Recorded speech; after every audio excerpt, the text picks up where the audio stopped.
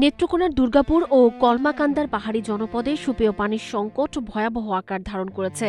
২০২৬ সালেও এসব এলাকার মানুষকে বিশুদ্ধ পানির জন্য প্রতিদিন দীর্ঘ পথ পাড়ি দিতে হচ্ছে। পানি সংকট এখন সেখানে নীরব মানবিক বিপর্যয় রূপ নিয়েছে।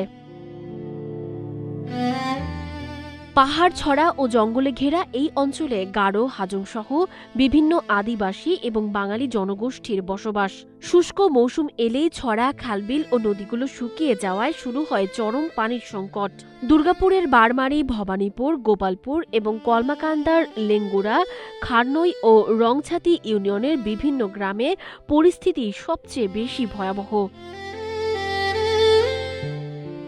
এসব এলাকায় পর্যাপ্ত গভীর নলকূপ না থাকায় মানুষ বাধ্য হয়ে ব্যবহার করছে পাহাড়ি ছড়া ও অগভীর কূপের দূষিত পানি।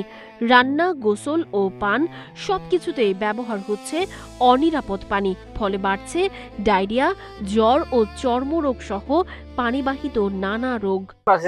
নদী বালু থাকে একটু খাওয়ান যা বাচ্চা কাচ্চা নিয়ে। আবার তোমার বর্ষাকালে যেসব নদী সবসময় ভরা থাকে, এসব তো পাহাড়ের আবর্জনা ময়লা সব ভাঙ্গা রাঙ্গা মনে করো কের বালু থাকে পানি কোনো সময় দেওয়া যায় গুলা পানি খাওয়ানো হয়। আমরা দূর থেকে এসে এখান থেকে পানি খাচ্ছি। আমাদের কল নেই, টিউবওয়েল নেই। আমরা দূর থেকে হাঁটতে প্রায় 3 কিলোমিটার হেঁটে আসতে হয় আমাদের।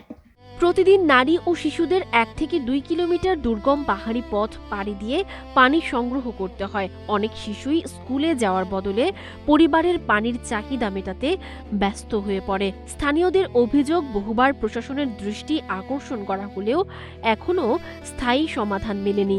জনস্বাস্থ্য প্রকৌশল অধিদপ্তরের পক্ষ থেকে দ্রুত সমাধানের আশ্বাস দেওয়া হলেও বাস্তব চিত্র অপরিবর্তিত। আমরা দীর্ঘদিন পানির জন্য সমস্যায় ভুগতেছি। আমাদের বাচ্চাদের শরীরে চুলকানি হচ্ছে পানির জন্য, পাতলা পায়খানা হয় বাচ্চাদের, ঠিকমতো ভালো পানি দিয়ে গোসল করাইতে পারি না। আমাদের পাহাড়ি এলাকা পানি ওঠে না, পুকুর থেকে পানি সিদ্ধ করে বাচ্চাদের গোসল করাইতে হয়, খাবার দাবার ব্যবস্থা করতে হয়। আমরা ঠিকমতো পানি পাই না। অসুখ বিসুখ তো হয় বর্ষাকালে প্রচুর হয় আর কি। বর্ষাকালে তখন তো বালুচর কিচড় থাকে না, আমরা কুয়া খুঁড়তে পারি না আর কি। তখন বৃষ্টির পানি খাইতে হয় আমাদের।